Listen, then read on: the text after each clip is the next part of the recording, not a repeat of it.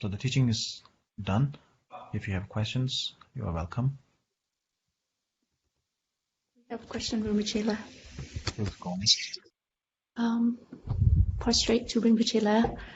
Why we have not gained the realization of emptiness, but we have some understanding of it regarding nothing to keep, nothing to throw away, and nothing to gather. How can we avoid being depressed with this understanding? Thank you, Rinpoche. Oh, yeah, thank you for a very good question. Actually, I would say the opposite. It is a very good thing that you are distressed about this. You have to be distressed about this. You have to be stressed out about these things. There are thousands of things. There are thousands of things that we are stressed about in our daily life, which is not that productive, which doesn't really bring much result in the long term. But being stressed about the ultimate reality, that spiritual path, what to gather, what not to gather, the true accumulation, so on and so forth. This is very beneficial, actually. Another thing is, when you are stressed about these things, it means you are actually. It has an impact upon you. If it doesn't move you in any way, if it doesn't distress you, if it doesn't stress you out, it means it is not impacting you in any way. The very reason that it is distressing you means actually it is touching the core of your.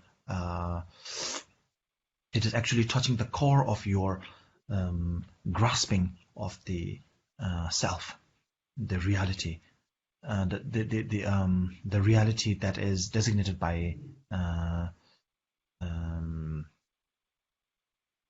the self-grasping attitude.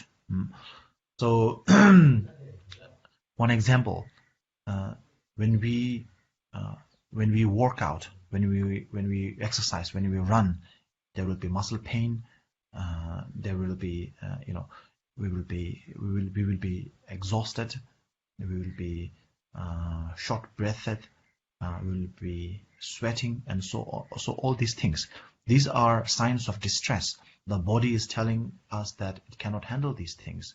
But of course, if we strive on, then our physical fitness will increase. If we stop exercising, the moment we start sweating, the moment we start feeling pain, the moment we start seeing stress in the muscle, then of course we will never grow our muscle. We will never be able to become fit with our physical exercises. So similarly, our mental practices also are like that. When through spiritual practices, if it distresses you, it is a good sign. It is a good sign. It means it is actually impacting. It is actually affecting the areas that needs to be touched upon. That being said, if it distresses, for some people it distresses them so much, too much actually, and makes them, kind of lost, makes them despair and lose hope in everything, in humanity, in spirituality, in everything in life. So if you have these kind of dangers, if such threats are there for you, then of course you can think in the alternate way, which is that we are talking about the gathering and not gathering, and all these things in the ultimate sense. In the ultimate sense, nothing exists. But in the conventional sense, in the conventional understanding, of course everything is there. I am here, you are there. I feel pain, you feel, if I say something bad to you, you can feel it. If somebody says good thing to me, I can feel it. I can feel the joy out of someone saying good things to me. You can feel the pain when someone says bad things to you. So it's all out there. It's all true. So therefore, ultimately, it is not there. But in the conventional reality, it is there. There is a Zen saying. Maybe it's not directly related, but I'm just going to make it, relate in a way. So there's a Zen saying, in the Zen, there's always a talk about, have you heard the sound of one hand clapping, Usually we need two hands to clap. So there's a saying in Zen, do you know do you know or hear the sound of the one hand clapping? Of course, there's no sound of one hand clapping. So the sound of one hand clapping, we are talking about, when we say, can you hear the sound of one hand clapping, we are actually referring to the ultimate truth. But the joke or the Zen story goes that if you want to hear the sound of one hand clapping, then you just slap your, instead of clapping, slap your hand on your cheek. So in order to hear the sound of one hand clapping, you need to slap your own cheek. What we are talking about here is the ultimate reality. So if you want to, if the ultimate reality is too distressing, then of course you can always come back to the alternate or the conventional reality by hitting yourself on the cheek.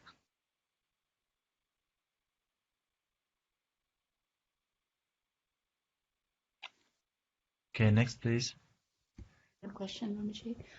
Yeah. Prostrate to Rinpoche La, how do we understand properly about nothing to be done and no doer? Thank you.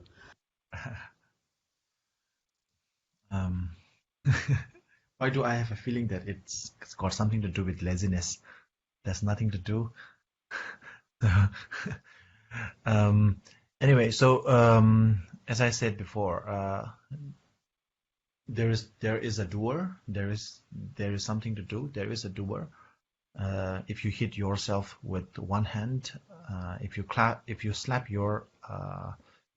upon your face on your cheek with your one hand, of course there will be pain.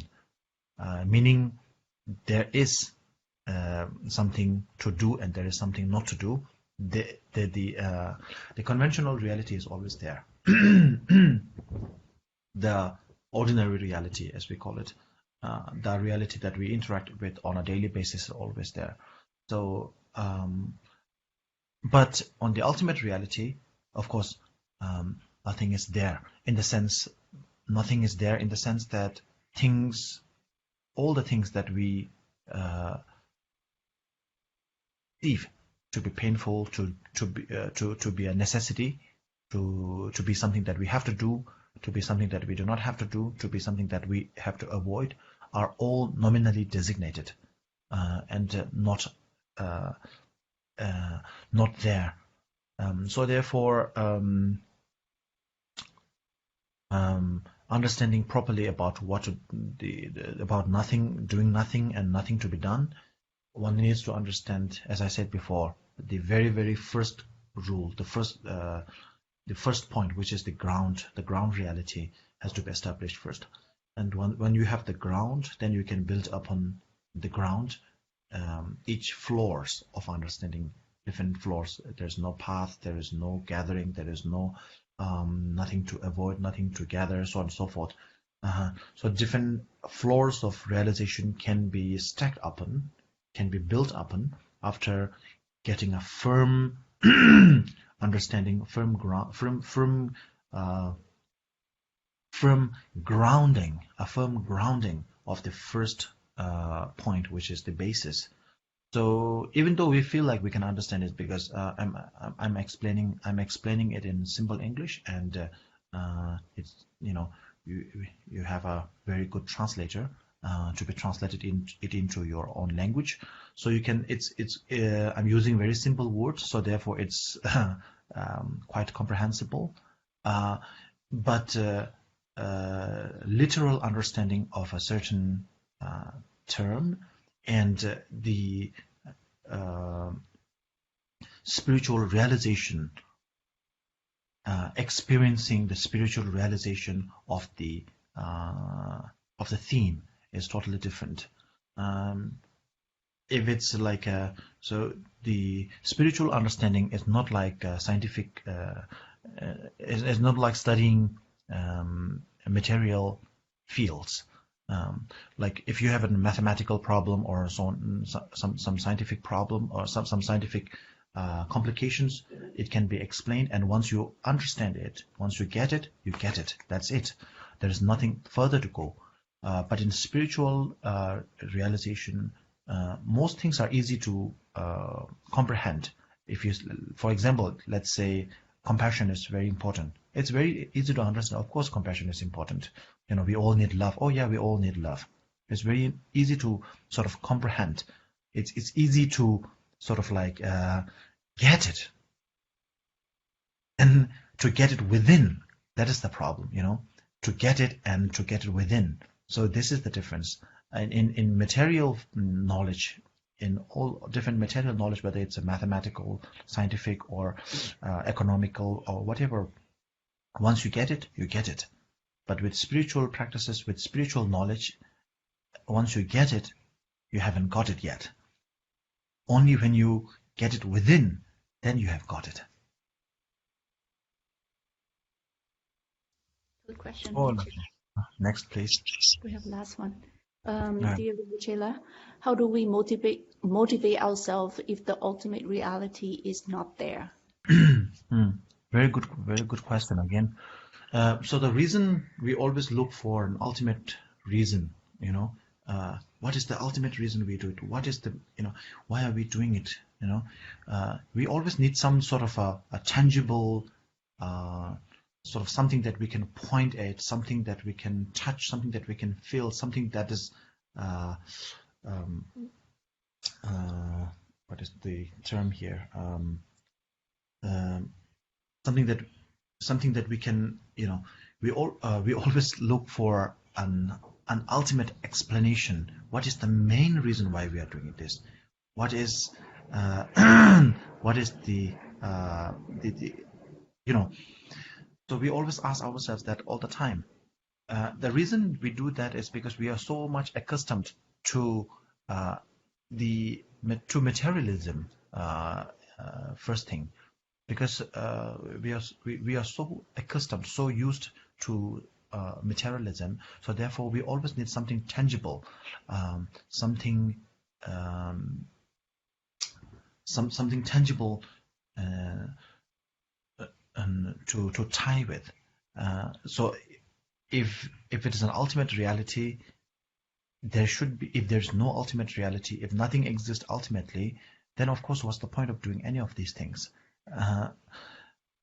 The question arises because we are accustomed to a material world, and to be away from something materialistic, something truly existing, something realistically out there, is so discomfort for us, true discomfort for us, something that we cannot stand, something that makes it that bothers us a lot. But the true reality is that again, we have to use those terms because we live in a materialistic world. So even to explain something non-material, we have to use materialistic words to explain that, to explain something non-material. And that is the very reason why in the very first instruction we have the saying, the ultimate reality is inexplicable, inexpressible, and also incomprehensible as well. So, you know, if you remember in the first lesson, it says the emptiness, the ultimate reality, the ground, which is actually, we're talking, the nature of the ground of reality, which is a reference to emptiness, is actually inexpressible. Remember, the first instruction says that. So the ultimate reality is inexpressible. The reason it's inexpressible is because it is something non-materialistic, but we have to use materialistic terms to explain it. So therefore, we have to substitute something inanimate to explain an animate object, and to do so, or vice versa, you know, to use a tangible object to explain an intangible object. In order to explain emptiness, we use sky. Sky is a tangible object. In order to explain emptiness, we use space. But space is also a tangible object because we can interact with space. If you pour water into an empty space, that space can be filled. So the space is tangible. It is even though we cannot sort of like directly see it, but it's still tangible because we can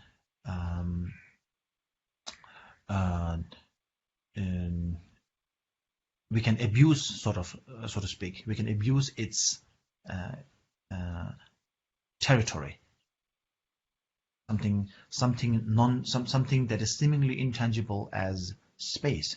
And then we also use in order to explain what emptiness is, we sometimes use the example of mind. But mind, even though in ordinary terms, even though mind is intangible, but the mind is also compared to emptiness, it is also tangible in the sense that it can be bothered by external objects. Even though mind itself is not materialistic, but materialistic objects can bother the mind. The mind itself does not have any physical aggregates, but physical aggregates can bother and agitate the mind. So the point here is that the reason that the necessity to rely highly upon an ultimate reality comes from our materialistic background. So when we say materialistic here, we're not just talking about the Western sort of materialism. We're talking about materialism in the whole world. Whether you're in Asia, you're in America, there is an understanding of a Western materialism in general, right? That there is a sort of like a there used to be sort of a belief that Asians are more spiritual and the Westerners are more materialistic. So I'm not referring to that kind of materialism here. I'm talking about materialism in the whole, in general. So we are not talking about specific materialism, but materialism in general, which is that we are so much accustomed to materialism. We are so much accustomed to a central figure, if you like. We always need some sort of a even in that sense, you might say that even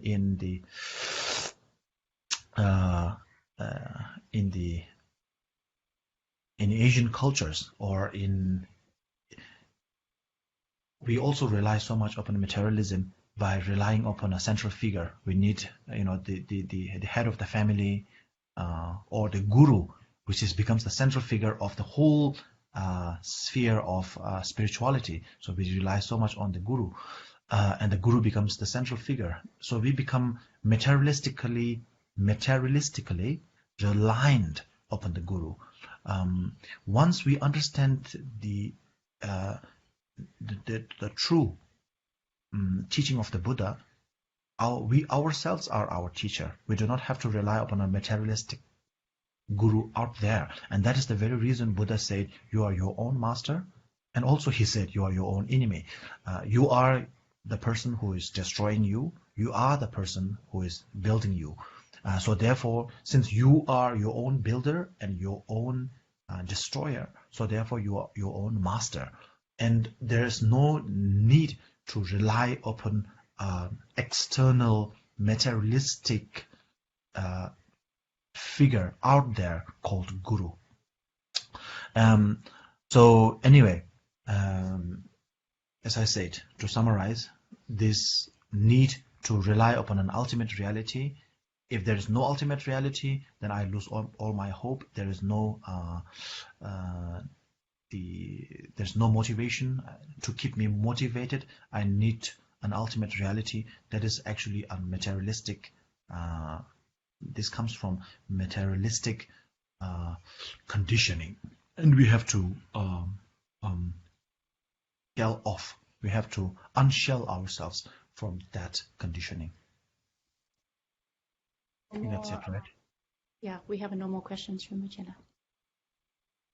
Yeah. Okay. So the dedication.